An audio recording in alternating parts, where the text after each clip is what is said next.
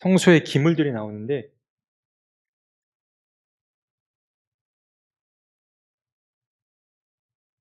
네. 대충 이러합니다. 물두멍은 저렇게 생겼고 번제단은 이렇게 생겼고 분향단, 등대 이런 것들이 이렇게 이미지로 간소화되어 있습니다. 네. 뭐 인터넷을 검색해도 쉽게 찾을 수 있는 이미지들이고요. 성물도 뭐 다룰 게 많지만 이제 시간상 넘어가겠습니다. 3 가지를 준비하긴 했지만 넘어가도록 하고요. 31장의 이야기를 다루겠습니다. 31장에 가면은 이제 이 성막과 성막에 필요한 기물들을 누가 다루어야 하는지 등장하는데 두 사람이 등장합니다. 두 사람이 누구냐면 부살렐과 오홀리압입니다. 이 부살렐은 이름에서도 담겨 있듯이 그 뜻이 하나님의 그늘 아래라는 뜻이 담겨 있습니다. 이 말은 곧 하나님의 은총 안에 사는 사람을 상상해 볼 수 있고요. 이 사람은 성경이 기록하기를 매우 아이디어가 넘치는 사람이라고 기록하고 있습니다. 또 더 대단한 건 아이디어만 있는 것이 아니라 그의 머릿속에 있는 것들을 실제로 작품으로 만드는 그러한 일에 아주 천부적인 재능을 갖고 있다라고 하고 있습니다. 뭐 다빈치라든가 뭐 누구죠? 미켈란젤로 이러한 사람들을 또 상상해 볼 수 있게 되는데 그리고 한 명이 더 등장합니다. 이 오홀리압은 어떤 사람이냐? 이름의 뜻은 아버지의 천막이라는 뜻이 담겨 있습니다. 뭔가 이름의 뜻만으로도 이 부살렐과의 호흡이 좋은 호흡이 상상되고 또 그가 가진 어떤 역할이 무엇일지도 충분히 상상이 됩니다. 이 오홀리압이라고 하는 사람은 함께 일할 줄 아는 사람이었다고 합니다. 그래서 그는 직접 재능 있는 사람들을 선발하여서 그들에게 기물을 만드는 일을 시키는데 그들에게 필요한 기술들을 다 전수하는 사람이었다고 합니다. 어, 그, 근데 이제 여기서 한 가지 짚고 넘어가자면, 성경이 기록하기를 이 부살렐과 오홀리압, 이 두 사람이, 가진 능력을 이렇게 묘사하는데요. 31장 3절인데, 이렇게 쓰여 있습니다. 그에게 하나님의 영을 채워주어 지혜와 총명과 지식과 온갖 기술을 갖추게 하였다라고 성경은 기록하고 있습니다. 그에게 영을 하나님께서 채워주어서 그들이 이러이러한 것들을 갖게 되었다라는 것입니다. 저는 이런 마인드, 이런 태도를 갖는 게 매우 중요하다라는 생각을 하게 됩니다. 사실 내가 탁월하다고 본다면, 나의 탁월함이 나의 능력에서 왔다라고 한다면 아무래도 그 사람은 어깨가 으쓱해지거나 교만해질 수밖에 없습니다. 하지만 성경은 정확히 이제 기록하고 있기를 그것은 하나님의 선물이라고 기록하고 있습니다. 내게 주어지는 능력이 하나님이 주신 선물이라고 여긴다면 우리는 쉽게 교만하기 어렵고 또 내게 있는 것을 하나님의 뜻에 맞게 잘 활용하려고 더 애쓰게 될 겁니다. 겸손해질 거라고 여겨지는데요. 네, 부지런히 한다고 했는데 시간이 좀 촉박한데 32장 금송아지 이야기를 하고 뭐 마쳐도 될 정도입니다. 이제 이런 겁니다. 그 모세가 산에 올라갔는데 내려오는 날이 너무 늦어진 겁니다. 40일을 그 산 위에 머물렀다고 하죠. 한 달 이상을 지도자가 없으니까 백성들은 이제 어수선해지고 뒤숭숭해지는 겁니다. 바로 그때 그 상황을 보여주는데요. 자, 사람들이 이제 점점 불안해지는 겁니다. 우리 어떻게 되는 거지? 모세는 소식도 없고 깜깜무소식입니다. 그래서 사람들은 그들 가운데 있던 아론을 찾아갑니다. 그래서 아론을 향해서 우리 도대체 어떻게 해야 되냐고, 우리 지금 너무 불안하다라는 티를 내면서 우리를 인도할 신을 마련해 달라고 요청을 합니다. 근데 이 아론도 참 안타깝고 아쉬운데 그가 만약 그 중심이 바로 잡혀 있었다면 조금만 기다리라고 혼내고 막 이랬을 텐데 아론도 그들과 마찬가지로 흔들리고 있었던 겁니다. 그래서 그는 백성들에게 금 부치를 다 자기에게 가져오라고 말합니다. 그리고 나서 그거를 금송아지를 만들게 됩니다. 근데 여기서 뭐 충분히 상상해 볼 수 있는데 왜 하필 금송아지를 만들라고 했을까를 생각해 보아야 합니다. 그러려면 그 고대인들이 황소에 갖고 있던 그 이미지를 한번 생각해 보아야 하는데요.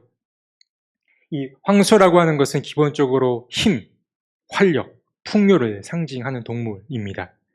그래서 히브리 민족이 몸담고 있던 그 이집트에서도 이집트 사람들은 자기들이 섬기던 신들의 형상도 황소로 형상화해서 만들어 놓기도 하였습니다. 그뿐만 아니라 그 인근 지역이라고 할 수 있는 메소포타미아 문명에서도 이 황소 숭배는 그만큼 일반화되어 있었습니다. 그러니까 이 출애굽 공동체에게 있어서도 황소를 생각하고 황소를 만든다라고 하는 것은 그리 어려운 일이 아니었을 것입니다. 아까 잠깐 사진이 나왔는데 이거는 그 동굴에 있는 벽화입니다. 굉장히 오래됐습니다. 기원전 15,000년 전 혹은 1만 년 전에 그려진 벽화라고 하는데 아마 황소가 바로 보이실 겁니다. 가장 크게 그려져 있는 황소. 훨씬 오래전부터 이 황소에 대한 고대인들의 이 숭배는 네,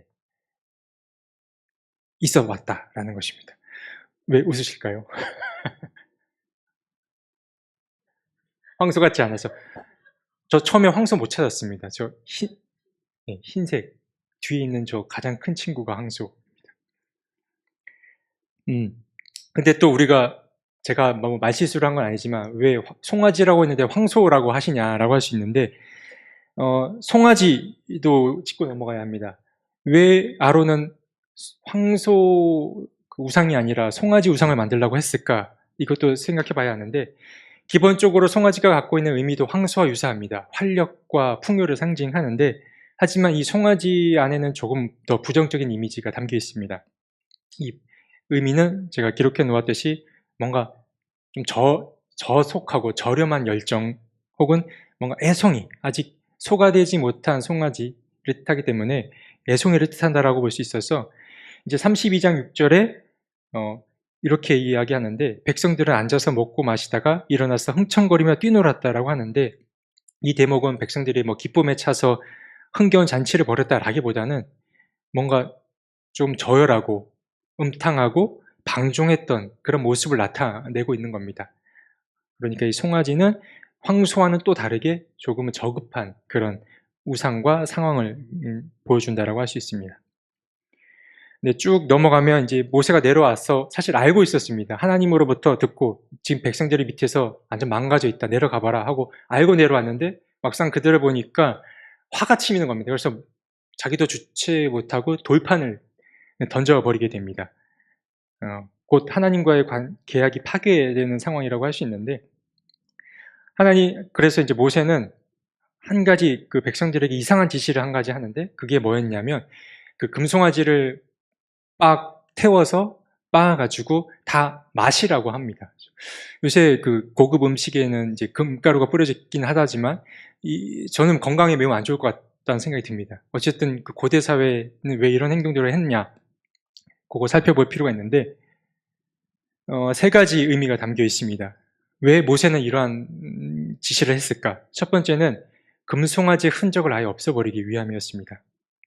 이것은 곧 우상을 만드는 행위 자체가 옳지 못함을 시각적으로 드러낸다라고 할 수 있고요. 두 번째는 우상의 무력함입니다. 아니 이렇게 쉽게 한 번에 사라질 게 우상이야? 라는 것입니다. 이 우상의 무력함, 이것은 허구에 불과하다라는 것을 모세가 보여주기 위함이었고 세 번째는 제가 말씀드렸듯이 먹는 행위가 수반됩니다.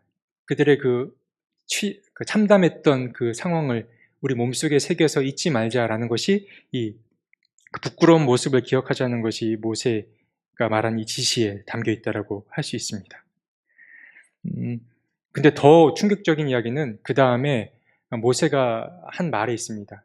이제 누군가에게는 책임을 물어야겠는데 딱 보니 이제 아론이 잘못을 한 겁니다.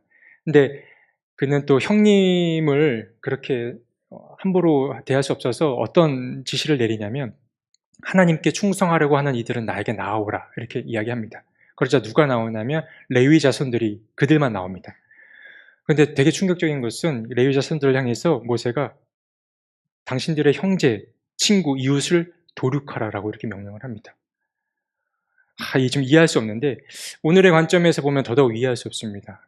근데 누군가는 그 죄의 혹은 잘못을 없애는 행위를 해야 되는데 그들이 사실 어찌 보면 되게 그냥 익명의 다수라고 할 수 있습니다. 그래서 이러한 것들을 고민한 분들이 있었는데 사실 이러한 도륙은 사실 고대 세계 사회의 맥락에서 이해해야 되는데 이것은 그 당시 사람들이 혼란에 빠지거나 어떤 잘못을 저질렀을 때 질서를 수립하기 위한 하나의 방식이었습니다.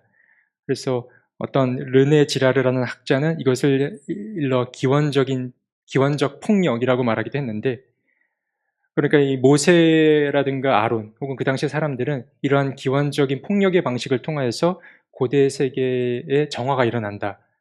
그 당시에 정화가 일어난다라는 것을 예, 보여준 겁니다. 이 부분은 우리와 시대가 좀 동떨어져 있어 가지고 우리가 쉽게 받아들이기는 어렵습니다. 네, 그리고 쭉 넘어가서 두 번째 돌판을 받고 이제 회막을 직접 만들게 됩니다. 다 끝났네요. 네. 예. 어 회막을 지금까지는 "어떻게 지어라."라고 했다면 이제 32에서 40장은 이제 수행의 과정입니다. 사람들에게 시켜서 어 수행을 하게 만드는데요. 네. 이게 진짜 마지막입니다. 40장은 딱히 할 얘기가 없어서 마지막 요 부분에서 짚고 넘어가면 좋은 게 25장에서 31장에서 제가 다루진 않았습니다. 근데 31장 마지막에 모든 인제 가르침을 주신 이후에 무슨 이야기가 나왔냐면 안식일 이야기가 나옵니다. 다 모든 일을 회막을 마치고 나면은 "안식일을 끝에 꼭 지켜야 한다."라고 말합니다.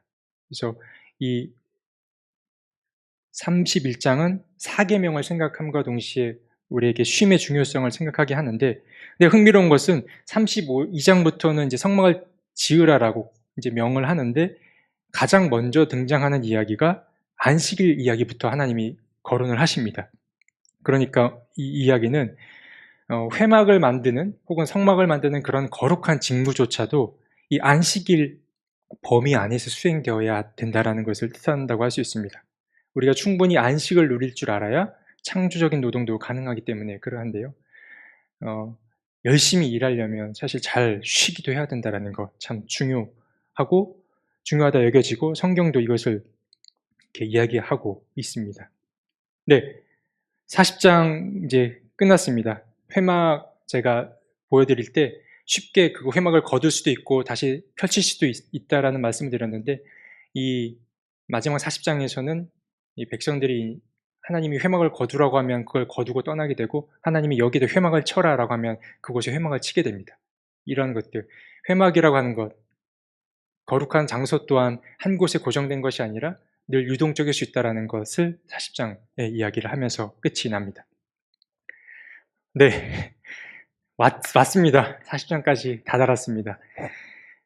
뭐 두서없이 이야기된 부분도 있고 또 시간에 쫓겨서 말을 빨리 한 부분도 있지만 아마 그래도 한두 가지는 말씀 묵상하실 때 기억나시리라 봅니다.